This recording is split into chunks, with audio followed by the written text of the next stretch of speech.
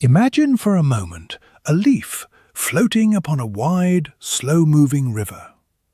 It drifts effortlessly, carried by the current, turning slowly in the golden light of the afternoon sun. The leaf does not ask where the river came from, nor does it worry about the great ocean that lies miles ahead. It simply rests upon the water, fully embraced by the flow, existing entirely in the sensation of being carried. This is the nature of life. We are often told that time is a line, a rigid path stretching from the foggy valleys of the past into the misty peaks of the future. But the wise know that time is not a line. It is a circle, and the center of that circle is always here. It is always now. Tonight, let us journey together into the heart of this stillness. Let us put down the heavy burdens of what was and the anxious trembling of what might be. Let us step into the sanctuary of the present moment, the only place where life truly breathes, the only place where you are truly alive. In the high mountains, where the air is thin and the silence is as thick as snow, there lived an old master named Ren. He was known not for his miracles or his lectures, but for the profound, unshakable quality of his presence. When he poured tea, he was only pouring tea. When he walked, he was only walking. He moved with a lightness that suggested he carried no weight from yesterday and no worry for tomorrow.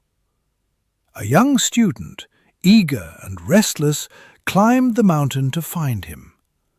The student's mind was a storm of questions, a whirlwind of ambitions. He wanted to know the secret of enlightenment, the quickest path to peace. He found Master Ren sweeping the courtyard of the temple.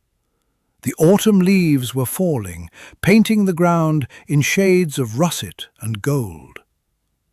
"Master," the student asked, breathless from his climb and his own internal noise, "I have travelled far. I have studied the scriptures. I have practiced the austerities. But my mind is still a chaotic marketplace. I am always thinking of my past mistakes or fearing my future failures. How do I find the eternal peace you possess?" Master Ren did not look up. He continued the rhythmic swish, swish of the broom against the stone.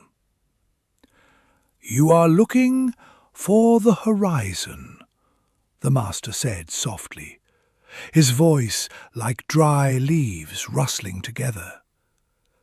"But you are standing on the earth. Tell me, where are you right now?"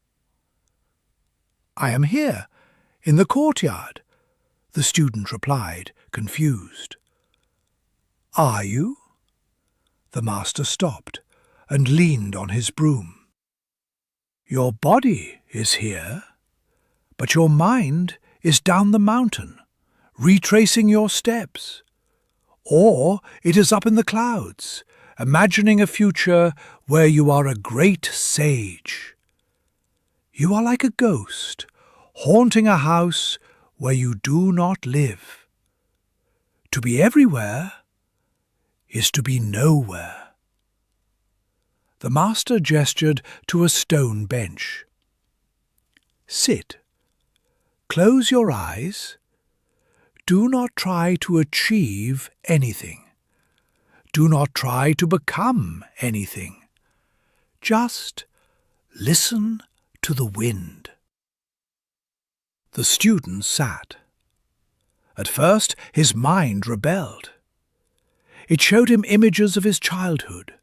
It whispered lists of tasks left undone. But the master's presence was like a calm lake that absorbs the ripples of a thrown stone. The student listened. He heard the wind singing through the pine needles, a high, thin sound, ancient and new all at once.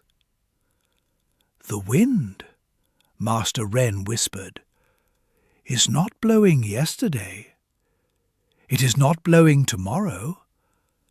It is blowing now. If you miss the sound of this wind, you miss the universe." Here lies the great illusion of our human condition. We treat the present moment as an obstacle, something to be overcome, endured, or rushed through to get to a better moment in the future. We say, "I will be happy when I get that job," or "I will be at peace when this trouble passes." But in doing so, we reduce the sacredness of life to a waiting room. To immerse yourself in mindfulness is to realize that the present is not a bridge to somewhere else. It is the destination. Consider your breath. It is the most faithful companion you will ever have. From your first cry to your final sigh, it is with you.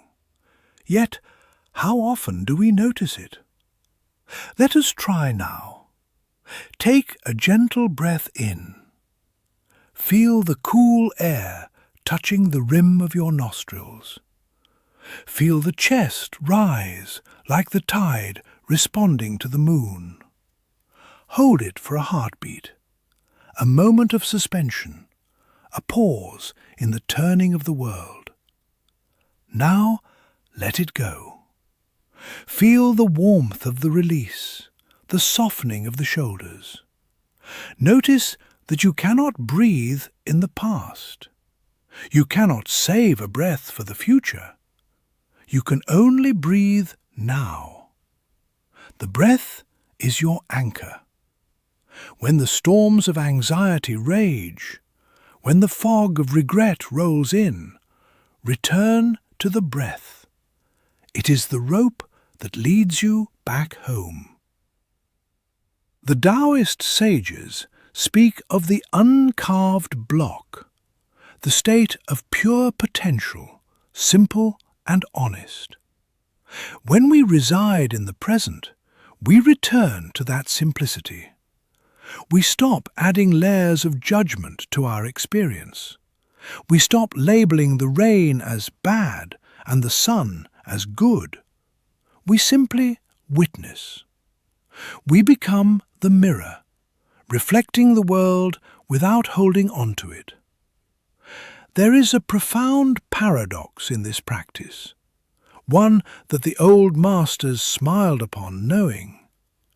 When you stop looking for peace, you find it. When you let go of the desire to control, the right action arises. When you stop holding on to the riverbank, the current carries you exactly where you need to go. The mind is like a glass of muddy water. The more you stir it, trying to clear the mud, the darker it becomes. But if you leave it alone, if you let it sit in the stillness of the moment, the mud settles to the bottom and the water becomes clear. This clarity is your true nature. It has always been there, waiting beneath the turbulence of your thoughts. Think of a candle flame. It burns only in the immediate moment. It consumes the wax of the present to create the light of the now.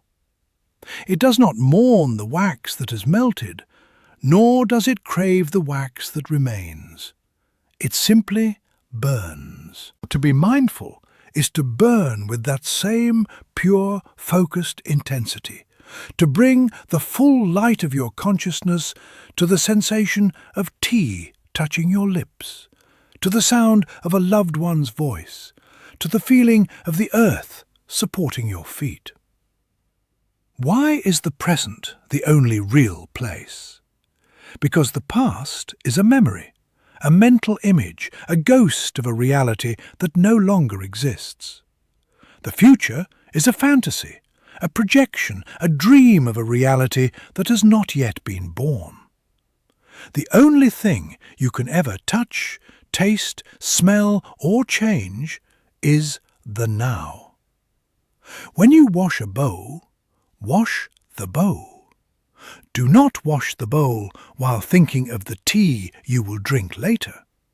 If you do, you are not living, you are sleepwalking. But if you feel the water, the texture of the porcelain, the movement of your hands, you turn a chore into a meditation. You turn the mundane into the sacred. Master Ren told the student as the sun began to dip below the mountain peaks, turning the sky into a canvas of violet and indigo. Do not try to empty your mind. You cannot sweep away the darkness with a broom. You can only bring in the light. Attention is the light. Shine it on this moment. Shine it on your anger, your fear, your joy. Do not judge them. Just see them. In the seeing, they dissolve.